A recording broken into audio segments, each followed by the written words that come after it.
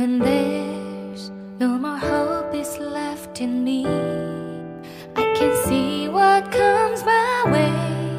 Halo, Assalamualaikum warahmatullahi wabarakatuh. Selamat berjumpa lagi dengan saya Anggono Raras melalui saluran Bisnis Kampus dengan tema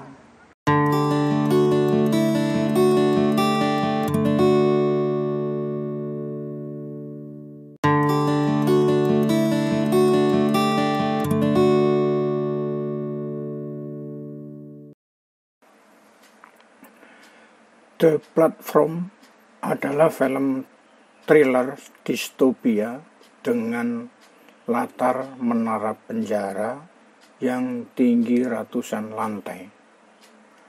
Dua narapidana dipasangkan secara acak di setiap lantai. Mereka diberi makan setiap hari melalui platform bergerak yang melayani berbagai jenis makanan bergizi. Turun dari lantai atas ke lantai bawah. Narapidana di level atas dapat makan sebanyak yang mereka suka dan meninggalkan sisanya ke level yang lebih rendah.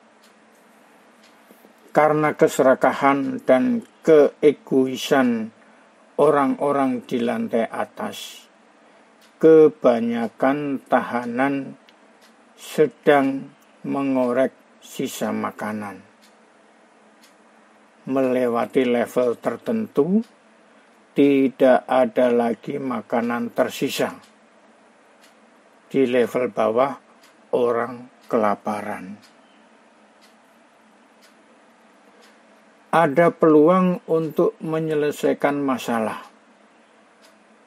Sejak tahanan dirotasi ke lantai yang berbeda setiap bulan, mereka mengalami kedua momen kesenangan dan kelaparan. Mereka tahu ada cukup makanan untuk semua orang jika mereka dijatah makanan mereka. Tetapi karena setiap orang berjuang untuk bertahan hidup di beberapa titik, tidak ada yang memiliki empati terhadap orang lain.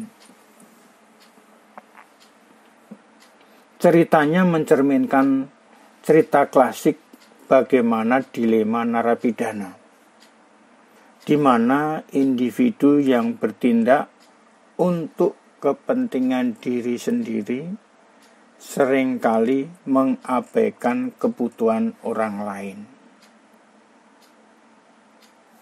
Film ini dapat pujian. Ini melambangkan ketidakseimbangan dalam masyarakat dan ketidaktahuan sosial. Orang di level atas sejahtera, sedangkan di level bawah menderita. Dan sebagian besar tampaknya tidak tertarik untuk menutupi celah tersebut. Metafora juga mencerminkan tantangan keberlanjutan yang kita hadapi, di mana generasi saat ini mengeksploitasi lingkungan tanpa memikirkan apa yang akan mereka tinggalkan kepada generasi masa depan. Hal ini terjadi pada negara kita saat ini. Pada awalnya Indonesia sebagai eksportir minyak, karena eksploitasi yang habis-habisan, maka saat ini Indonesia sebagai pengimpor minyak dan banyak lagi. Memang salah satu tantangan terberat umat manusia adalah jurang yang semakin lebar antara si kaya dan si miskin, membuat masyarakat sangat terpolarisasi di setiap segi kehidupan. Para elit melakukan diskusi tentang kesetaraan gender, energi bersih, dan smart city, sehingga tampak menonjol. Sementara itu, di ujung lainnya, orang berjuang untuk keluar dari kemiskinan dan memiliki akses ke makanan, perawatan kesehatan, dan sanitasi dasar.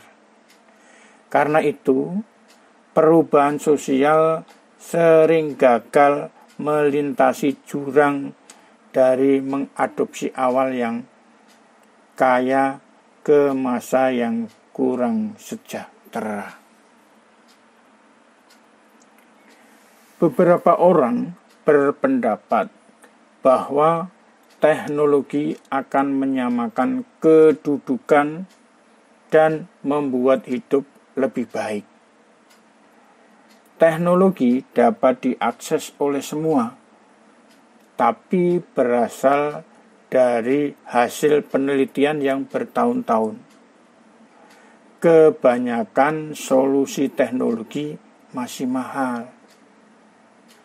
Inovasi akan condong ke orang kaya yang memiliki akses lebih baik. Orang pendidikan, yaitu pendidikan tinggi dan pekerjaan yang bernilai tinggi, misalnya, akan mampu mencapai kemakmuran menggunakan teknologi otomatisasi. Sementara mereka yang berada di ujung lain akan kehilangan pekerjaan mereka. Saat ini, penggunaan teknologi untuk kemanusiaan masih terlalu terkonsentrasi di puncak. Dapat dimengerti bahwa perusahaan akan mengikuti uang dan memperkenalkan teknologi ke segmen yang memiliki potensi bisnis. Jadi, algoritma kecerdasan buatan terlalu fokus pada pemetaan perilaku orang terpilih yang jumlahnya sedikit, tapi dianggap mereka mirip dengan mayoritas massa. Teknologi maju, yaitu teknologi maju, cenderung tidak relevan bagi kebanyakan orang. Hal itu perlu diubah, meningkatkan aksesibilitas, dan relevansi teknologi sangat penting. Hal ini menyebabkan masyarakat terpolarisasi. Bisnis telah menghasilkan kekayaan yang luar biasa selama beberapa dekade terakhir. Namun, distribusi kekayaan itu tidak merata, menarik orang di arah yang berlawanan.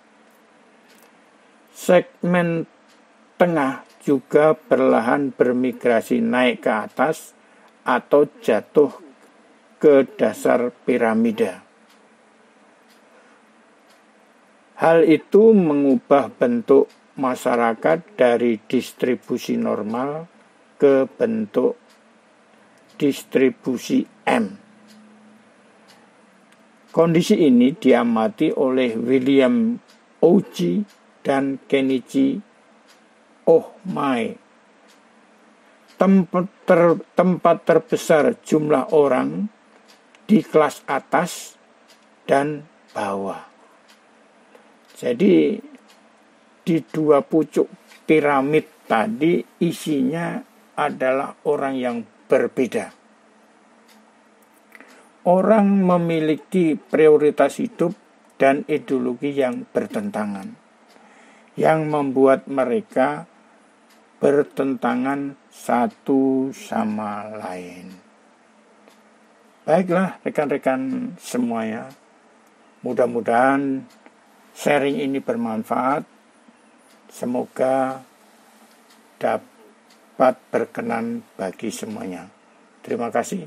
Wassalamualaikum warahmatullahi wabarakatuh.